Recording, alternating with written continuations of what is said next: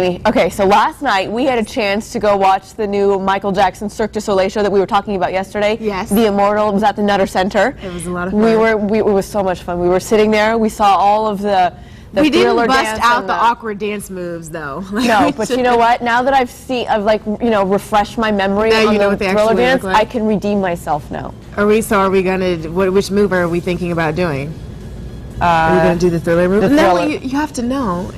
Okay, the Thriller move. The zombie. The thing. zombie claw. Okay. The zombie claw. All right, ready? 1, 2, 3.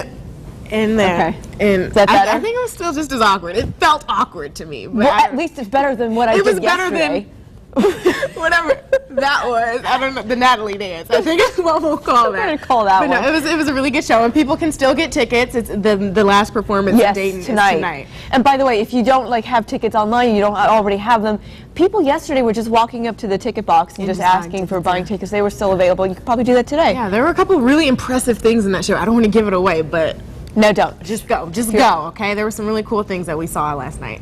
So, moving on, speaking of beautiful visual arts, Dayton apparently has that down in spades. The Dayton Business Journal says that according to a poll done by American Style magazine, Dayton is the #2 city in the nation. This was surprising. Yes, it was. For the best place to spot great art. And it's because we have a lot going on here. Of course, we have the Schuster Center, Victoria Theater, Dayton Ballet, Dayton Philharmonic, the Dayton Art Institute, all of these festivals. Every other day, Which, by the way, someone's have on all the been show. on Living Dayton. Yeah, talking about these festivals. And we even beat out bigger cities like Cincy, Cleveland, This is really surprising, this part. Yeah, Atlanta and St. Louis. So tons of people that we're beating out. I mean, it's surprising, but it's not, because if you're experiencing the city, you know that. Like, we were just at the Schuster Center for Wicked, and it was amazing, you know, so it just speaks to the amount of art. Yeah, and then we had the Jewish Festival on yesterday, and he had all those beautiful pieces of artwork from local artists. I mean, it really is happening everywhere. I mean, we've got plenty of opportunity to showcase local artists, and not even local. I mean,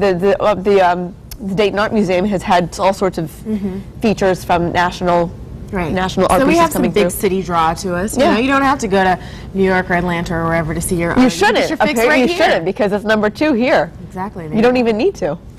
All right, so the nation's increasingly into art, right? Yeah. But it turns out people are becoming increasingly less interested in Facebook. This surprise. I know, this is strange. People get jaded so quickly. Well, Reuters conducted a survey, and they found that people who used to obsessively check their Facebook are doing it less now. Is that you? Yeah. They're doing it less now than they did 6 months ago.